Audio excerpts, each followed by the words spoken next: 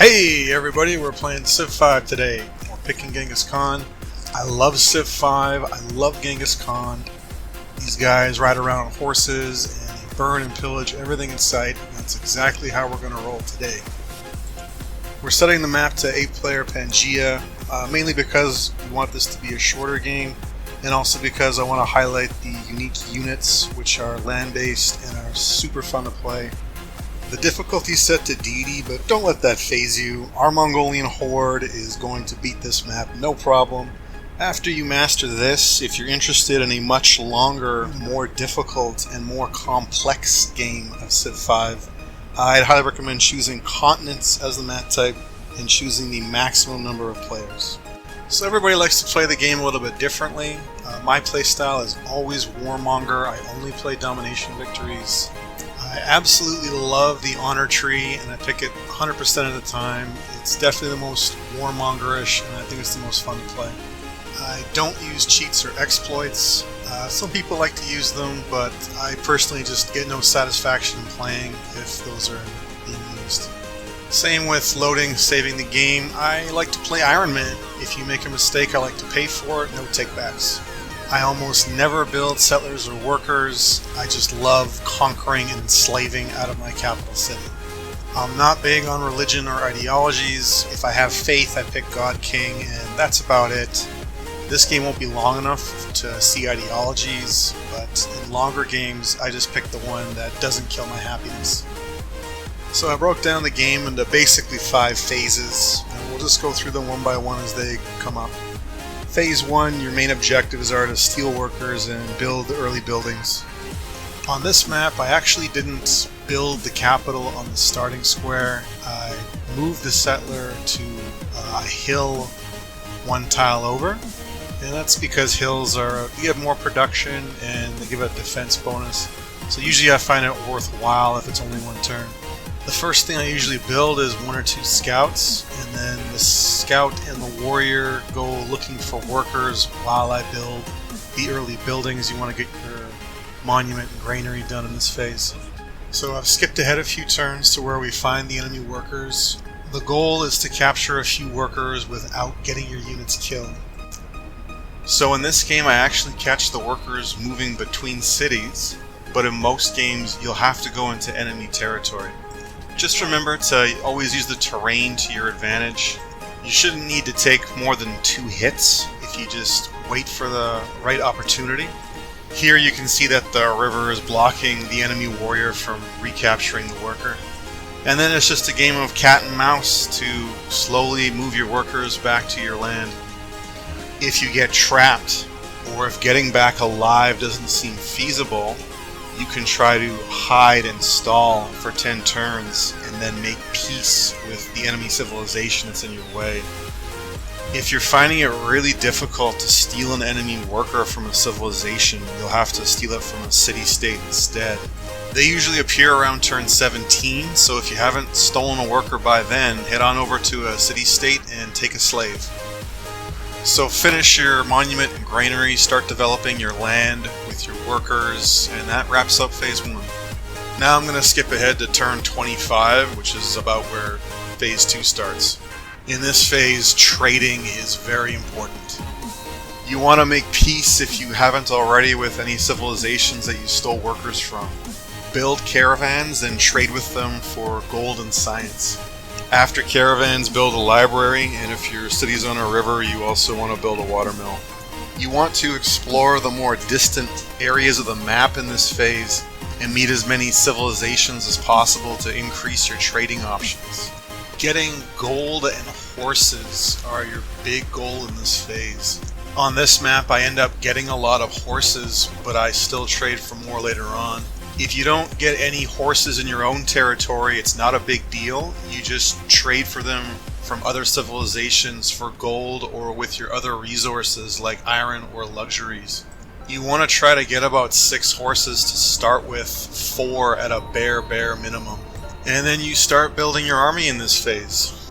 As far as your army goes, you mostly want to build chariot archers, which will be upgraded to Keshiks later on. I also like to build 1 or 2 archers, mostly for defense and for garrisons. And you'll also need to build 1 or 2 horsemen after horseback riding for capturing cities and melee hits. As you're building your army, you can send out your units to kill barbarians for culture and experience points. City-states also have quests to kill camps, so you can get small city-state bonuses when you do that. Keep in mind that when you're out killing barbarians, they stop giving experience points after 2 level ups. This part of the game is really fun. You get to ride around on your chariots and slay barbarians and even rescue city-state workers. Now for Phase 3, we've moved ahead to turn 57, and it's all about surviving an enemy blitz. This is actually my favorite part of the whole game. It happens when 1 or more civilizations suddenly decide they don't like you and want to wipe you off the map. By the grace of God, your days are numbered. Elizabeth sounds like she means business, and she does. An early game blitz like this can happen any time really after turn 40, but I would say most of the time it happens around turn 60. You are less likely to get attacked by a civilization that you previously stole workers from and then made peace. So you want to try to make your trade caravans with those civilizations, so it's less likely you lose them when you get blitzed. Because we picked the honor tree, we get the warrior code policy, which gives us a Khan early game, and it is so much fun to build the citadel and defend on a hill close to your city. Warrior code is the 3rd policy I choose after discipline and military caste, unless I'm playing Shaka, but that's another video. So here I have my Khan ready to go on the hill. I was anticipating an attack from England because I could see units brewing to the east. So a very important part of warmongering in Civ 5 is using the terrain to your advantage whenever you're at war. So I build the citadel on a hill and I deploy a fortified warrior inside with archer support. And then it's just time to have fun fending off the huge wave of invaders that have come to burn your land. I love the honor tree, I love great generals, I love citadels, it's such a fun playstyle. I skipped ahead a few times to show different parts of the battle. Elizabeth attacked with around 25 units, which is pretty typical. If you get attacked by 2 civilizations at once, or by a civilization like the Zulus with Impai, or something else very advanced for the turn, it's a lot tougher. If that happens, don't panic. Just play a very tight defense, preserving your units. Buy city walls if you need to, buy a spearman if you need to. Do what it takes to survive. Skipping ahead to turn 70 towards the end of the war with Elizabeth, there's really not too much to Phase 4. You want to focus your science on chivalry now because your infrastructure is all done. You can build your national college if you haven't already. I built mine during the war with Elizabeth. You don't have to build a national college. I've won plenty of games without ever building one, but I would say that it is better to build it because you will get to chivalry a number of turns quicker than if you don't build it. Other than that, you just want to finish your army and have them all in your friendly territory, all set to upgrade as soon as you're done chivalry. So here we are, Phase 5. It's turn 104. We have all our units nicely lined up, ready for upgrade, and we're about to complete chivalry. We have lots of gold from all our trading, and we get a discount on our upgrade from our social policy professional army in the honor tree. I choose professional army after warrior code, so that way I have it in time for this upgrade discount, and also so I can build the barracks and get the production bonus. I pick military tradition last unless I'm playing someone like Shaka or an early game rusher like Attila. When you complete the honor tree, you get an awesome bonus where you gain gold whenever you kill a unit equal to its strength. There's no name for that ability, so I just call it loose change because you search bodies for loose change basically after you kill them. So now that we finally have our Keshiks, let's take a moment to talk about the unique units. Keshiks are horse archers, so they're very different from knights. They have very high movement thanks to the Mongol special ability, and they can move after attacking, so they're a hit and run unit. There are a bunch of other great promotions that they start the game with. There's no penalty for attacking cities. Any combat with a Keshik increases the likelihood of creating a Khan. And they also get a large XP bonus. Combined with military tradition, that means they get promotions very, very quickly, turning them into super units. Promote some of your guys through accuracy 1, 2, and 3, and some of your guys through barrage 1, 2, and 3. Logistics will then open up. That's an extra attack every turn and the best promotion. It can effectively double your damage and double your experience points. After that, just pick whatever makes sense for the situation. Historically, horse archers didn't really have a good counter, and you can see that evident in the game as I just ride in, shoot, and ride out like a ghost, untouchable. So the other unique unit are Khans, and they replace the Great General. They're a lot better because they get way more movement, and they get the medic ability, which increases your healing while you're moving your army around the map. Something else that I just love about Khans is that they get their own special set of names. This doesn't give you any quantitative advantage at all, but it's just a really cool feature. And this includes Ghengis Khan himself, so you actually get to literally play your leader, leading your army into battle. Citadels can be used offensively too, not just defensively. Expanding your territory is really useful for a lot of things. Stealing horses or luxuries from nearby city-states or civilizations. Negating the effects of an enemy's Great Wall, or getting entrenched next to a very strong opponent. They are a very powerful tool in any warmonger's arsenal. So Genghis is leading my army. York goes down turn 109, just 5 turns after we upgraded to Keshiks. London goes down 5 turns later after that, turn 114. And it doesn't slow down from there, you just ride around the map owning. Managing happiness is important while you're conquering the world. I burn down every city that is not a capital and does not offer a luxury resource that I don't have already. City-states are great for this, and I will often spend a lot of gold to make allies with a city-state that will give me a huge happiness bonus from luxuries or the mercantile bonus. As the game goes on, most or even all of the entire world will come to hate you. You will often be at war with several civilizations and their city-state allies at one time.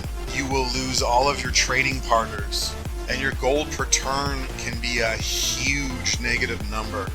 Now that may sound bad, but it's actually not a big deal. I've had games that were well over negative 100 gold per turn, and I didn't even bat an eye.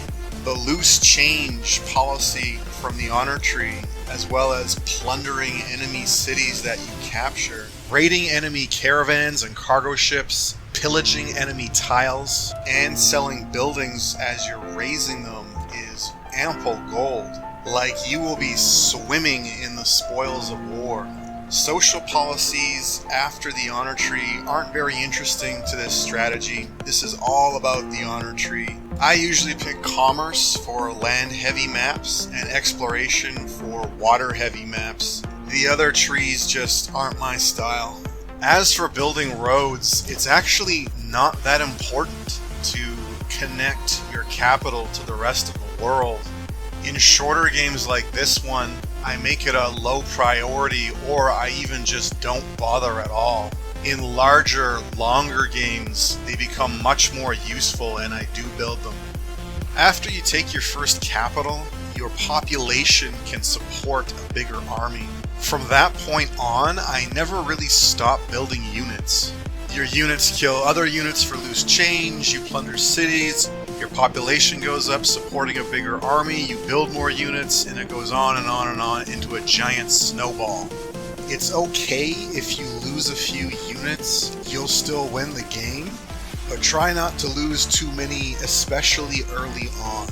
Always use the terrain to your advantage, count your movement squares, preserve your units all the time, don't take chances, and you'll be fine. In shorter games like this, you don't need other buildings like Aqueduct or University, so I don't build them, I build units instead. But in longer games, you will definitely need them to keep up with technology and the size of your capital. When it comes to World Congress and voting, I don't really pay much attention. I'll just downvote whatever opponents are trying to do, and whatever happens, happens. If you get embargoed, it's really nothing because everyone hates you anyway, so you're not going to be doing much trading. So Ghengis and my seasoned army roll into Mecca and end the game. It's turn 194, so that's 90 turns after our upgrade to Keshiks. If you're a min-maxer, or if you had a really rich resources at the start of the game, you could probably finish this 30 or 40 turns earlier. But I just like to play a relaxed, fun game where I focus on doing things that I like. Using my strategy with these game settings, you should be able to win almost every single game that you play. You'll only lose if you make too many mistakes, or if you had an exceptionally poor resources at the start. When this becomes easy and you're looking for something more difficult, switch the game to continents with the maximum number of opponents for a much more complex and difficult game.